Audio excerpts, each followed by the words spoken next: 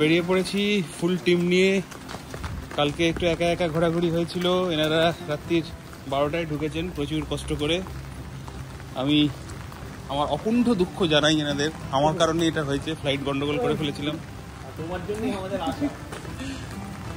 যাই হোক, তোমার জন্য গর্বিত, আনন্দিত, উচ্ছ্বাসিত, উৎফুল্লিত। ও বাবা, বৃষ্টি মাথায় নিয়ে আমরা বেরিয়ে পড়েছি হোটেলওয়ালাদের কাছ থেকে 4টে স্বচ্ছ ছাতা নিয়ে। হাওয়াও দিচ্ছে, শিরশিরে আবহাওয়া। আমরা এখন 15 মিনিট হাঁটবো। ডিউ গাউড গাইডের পেছন পেছন যাচ্ছি আমরা। এখান থেকে আমাদের গন্তব্য হচ্ছে Shinjuku subway station. Shinjuku subway station থেকে আমরা সাবওয়ে ধরবো।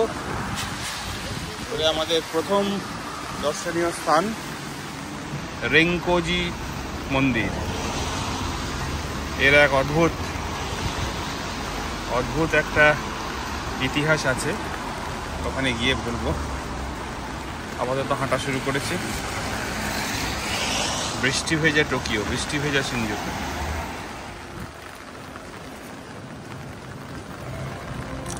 পায়ে পায়ে হাঁটা অব্যাহত।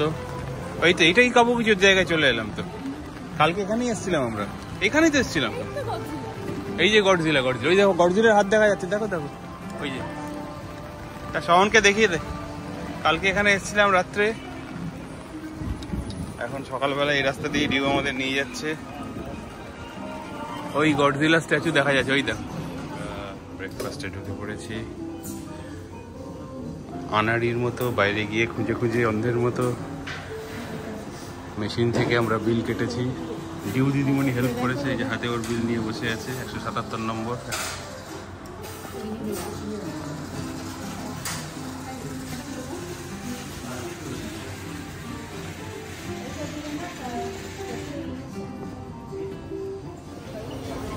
হই হই করা ভিড়। মঙ্গলবারের সকাল। অফিস যাত্রীরা মুখে মুখোশ পরে, ছাতা হাতে, ব্যাগ হাতে রোবটের মতো হেঁটে চলেছে। এইখানটাতে আমরা ব্রেকফাস্ট সারলাম, খুব সুন্দর। এটা একটা কারিরিও ইয়োকোহামার রেস্টুরেন্টের চেন। 500 ইয়েনে আমরা খুব ভালো ব্রেকফাস্ট সারলাম। Shinjuku station. আমরা মারুনোচি লাইন ধরে যাব রেঙ্কোজি টেম্পল। ব্যস্ত টোকিওর ব্যস্ত সাবওয়ে।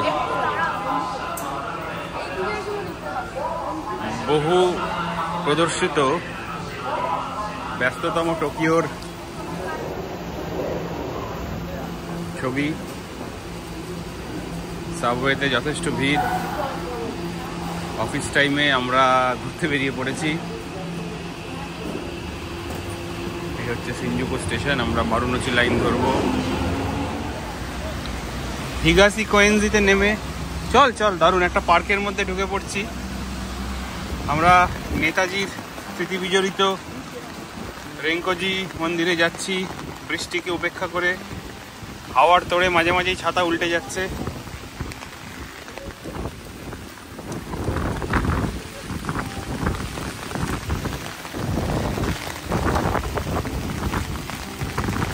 হাঁটা রাস্তা দিয়ে যাচ্ছি। কি হলো?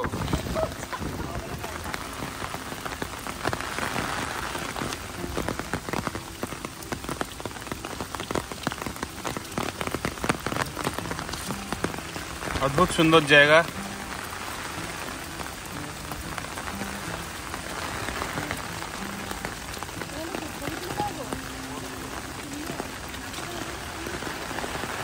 এই তো সাকুরা।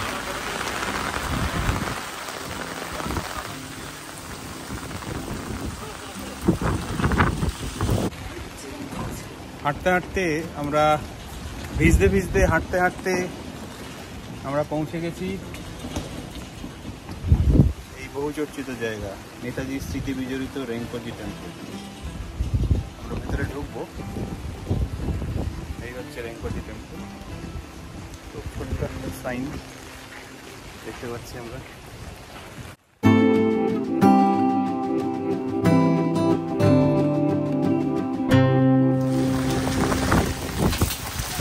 ইতিহাসের রহস্যাবৃত ভারতবর্ষের সর্বকালীন নেতাজির মৃত্যু রহস্য আজও প্রতীয়মান। আর এর সাক্ষী হিসাবে এই জায়গা, এই রেঙ্কোজি টেম্পল ইতিহাসের পাতায় অবশ্যই স্থান করে নিয়েছে।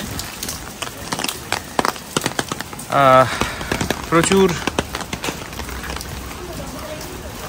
রিসার্চ ওয়ার্ক এই নিয়ে হয়েছে, চলছেও, কিন্তু সবথেকে যে মতটি এখনো পর্যন্ত প্রাধান্য পায় সেটি হচ্ছে নেতাজির বিমান দুর্ঘটনায় মৃত্যু হয়েছিল এবং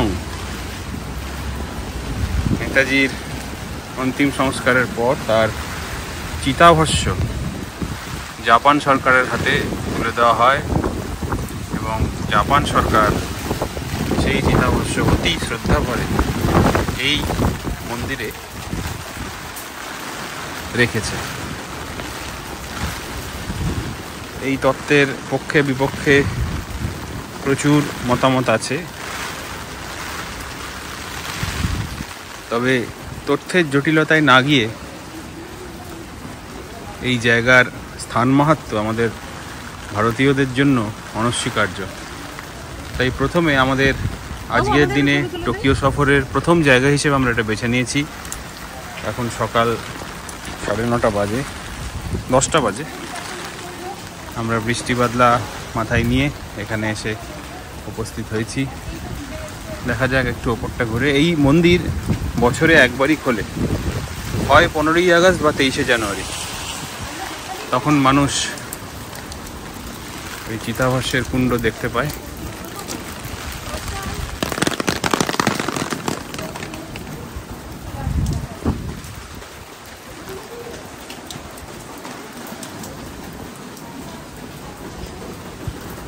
পুরোটাই বন্ধ।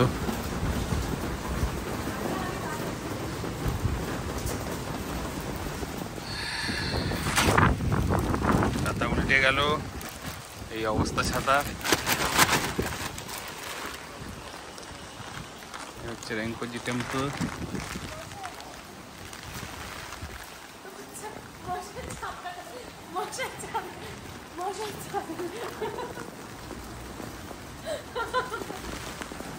উল্টো ছাতা দেখে সবাই হাসাহাসি করছে।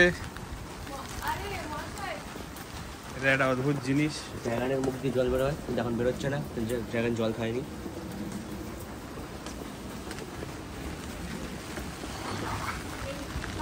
আমরা আসাকুসা স্টেশনে এসে নেমেছি, দুবার ট্রেন বদল করে।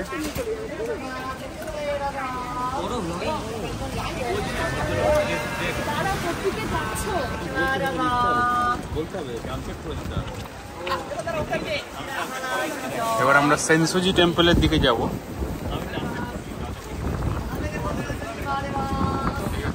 লাইন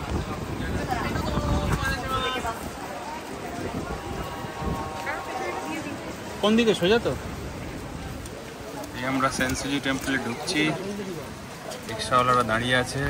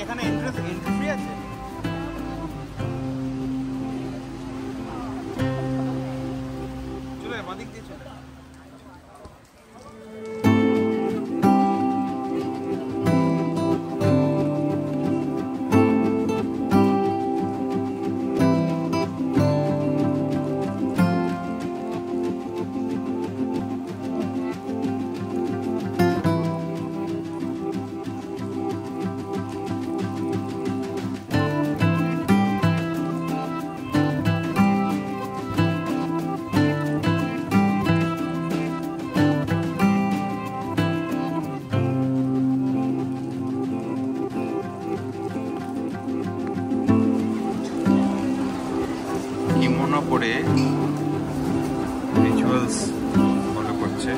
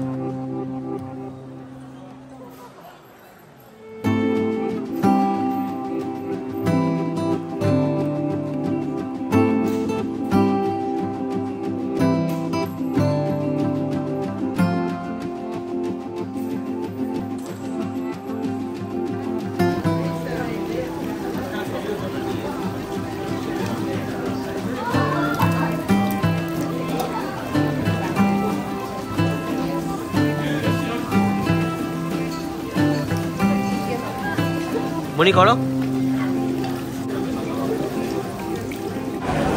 আমরা আসাকুসার ফেমাস ফুড ক্রল দিয়ে পাস করছি। কোনটা ছেড়ে কোনটা খাবো তার থেকে আমরা চোখ দিয়ে সেই খিদা নিবারণ করছি। উইন্ডো শপিং এর মতো উইন্ডো ডাইনিং করছি আমরা। অদ্ভুত অদ্ভুত সব জিনিস।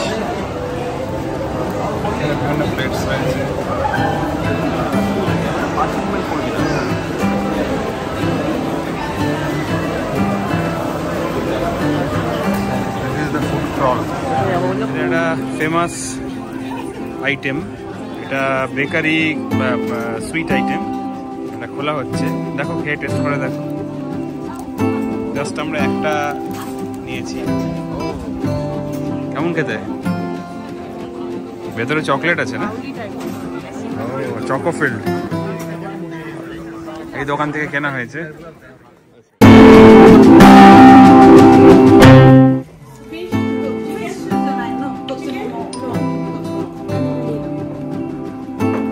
খাওয়া দাওয়া চলছে, প্রচুর সাধ্য সাধনা করে ভদ্রমহিলাকে আমরা অর্ডার দিয়েছি। আজকে আবার মঙ্গলবার, তো এই ভেজিটেরিয়ান জিনিসটা বোঝাতে গিয়ে আমাদের বেশ বেগ পেতে হয়েছে। তা যাই হোক, গুগল ট্রান্সলেটারের সাহায্য নিয়ে টুম্পাকে কালকে পূজা রেস্টুরেন্টে নিয়ে যেতেই হবে, যে করেই হোক।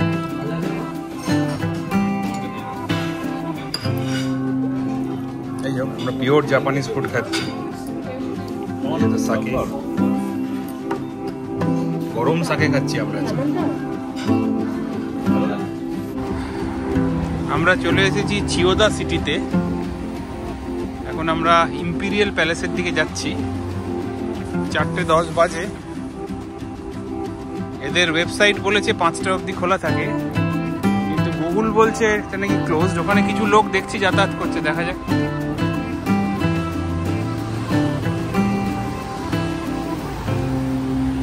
ইম্পিরিয়াল প্যালেস আসলে এদের পুরনো রাজার প্যালেস।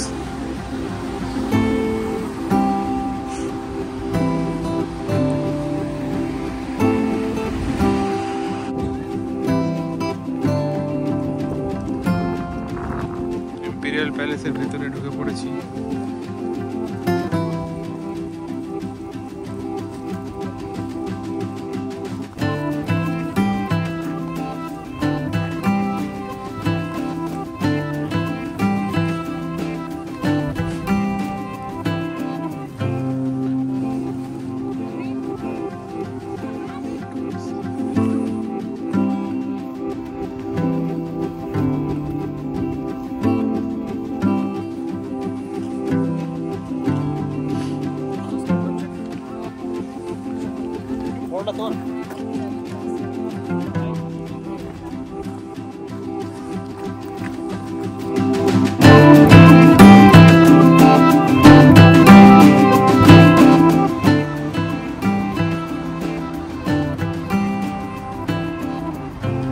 এত প্রাচুর্য মাটিতে ছড়িয়ে রয়েছে।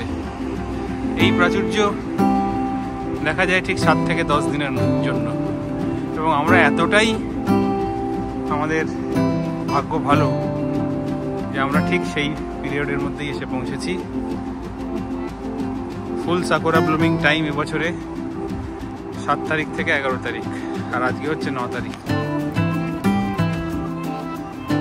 পাপড়ি ছড়িয়ে রয়েছে, হাওয়া দিলেই বরফের তুষারপাতের মতো ছড়িয়ে ছড়িয়ে পড়ছে।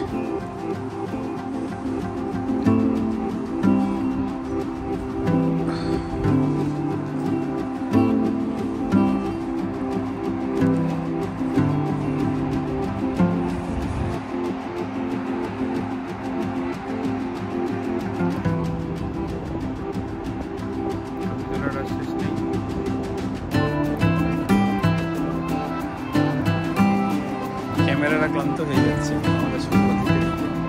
আমাদের কিন্তু ক্লান্তি নেই, হেঁটে চলেছে। দুপুরে বাঙালি পেটে অল্প কিছু আলু ভাজা, ভাতের মন্ড আর প্রচন্ড ঝাঁঝালো ওয়াসাবি সস জুটেছে, সাথে একটু পানীয় বলতে সাকে। সেই ঊর্জা পাথেয় করেই আমরা দৌড়ে চলেছি। এখন আমাদের গন্তব্য চিদরিগা ফুকি। জল দেখা যাচ্ছে, অসাধারণ।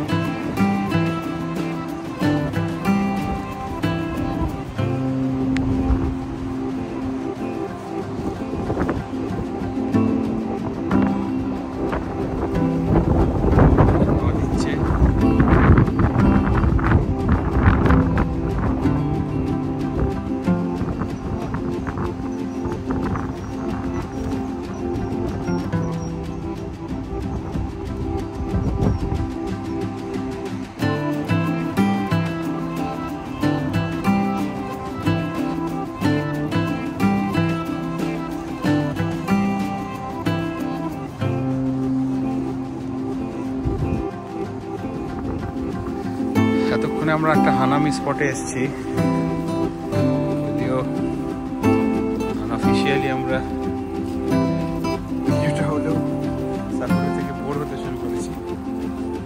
কিন্তু এই রাস্তার দুদিকে সাকুরা।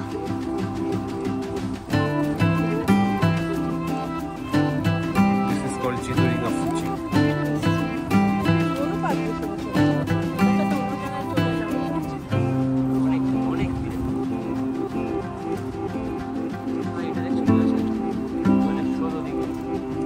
রাস্তাটা পড়ছে ওখানে, লম্বা করে চলে গেছে।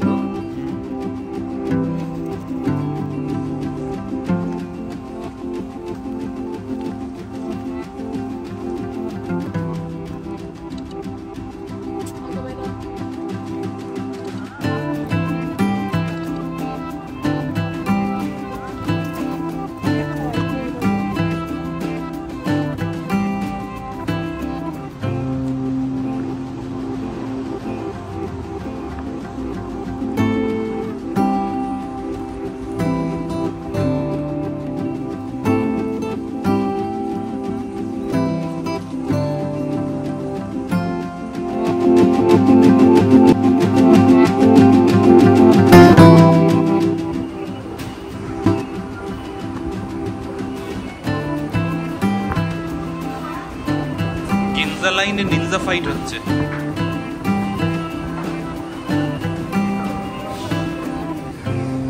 আমরা এবার চলে এসেছি ইয়োনো পার্কের সংলগ্ন অ্যামিয়াকো শপিং ডিস্ট্রিক্ট।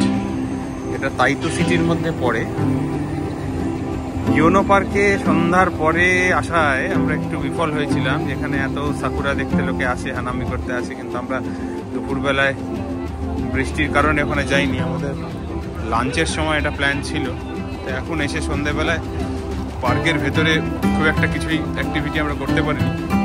তো যাই হোক, আমরা পেয়ে গেছি। তাই তো, এটাই তো, তাই তো, তাই তো। সেই ভিসাতে তুই লিখেছিলিস, মনে আছে? কি একটা লিখতে বলেছিল, ইমপ্রম্পটু একটা জায়গার নাম লিখতে বলেছিল, তুই তাই তো লিখেছিলিস। দেখো ফল টল যদি খেতে চাও। এই কালকে ব্রেকফাস্টের জন্য ফল কিনবে? ফল বিক্রি হচ্ছে।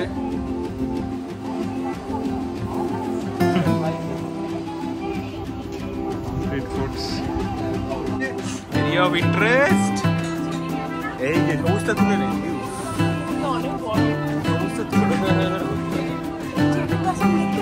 কালকের জন্য যদি ফল নিতে হয় নিয়ে নাও। আমরা এবার গেমিং সেন্টারে এসে গেছি। একটা টেস্ট ডোজ করা হচ্ছে 100 ইয়েন দিয়ে, দেখা যাক কি বেরোয়।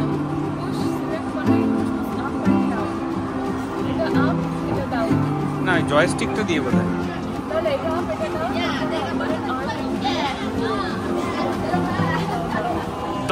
দমাদম প্রচুর ডিউটি ফ্রি শপিং হয়েছে। আমরা এখানে 3% ছাড় পাওয়ার জন্য হঠাৎ করে একটা চড়া দামে 5000 টাকা একটা নীল কার্ডের কিনে নিয়েছেন এই ভদ্রলোক, যিনি কোনোদিন নখ কাটেন। আমরা 3% জিতে বেরিয়ে এসেছি। এখানে আমরা দারুণ এনজয় করছি, যদিও টাং দুখছে। চলো চলো, সব তুলে নিচ্ছি। আমিয়াকো চোর থেকে আমরা সন্ধ্যে 8:39 বেরিয়ে যাচ্ছি। শিরশিরে হাওয়া, 12 ডিগ্রি টেম্পারেচার। হ্যাঁ, আমরা এসে গেছি আকিহাবারা, আমাদের আমাদের। এখানে সবাই ইলেকট্রনিক শপিং করতে আসে। আমি জানি না whether we are prepared for those. এই অ্যানিমে, এটা কি অ্যানিমে ওয়ার্ল্ড নাকি? এবার চোখ চকচক করছে এই দুজনের। করবে লুটে নে, লুটে নে, এলোমেলো করে দেওয়া, লুটে ফুটে খাই। এইটাও ট্যাক্স ফ্রি। আগে তুলে নে তারপরে লুটে নে।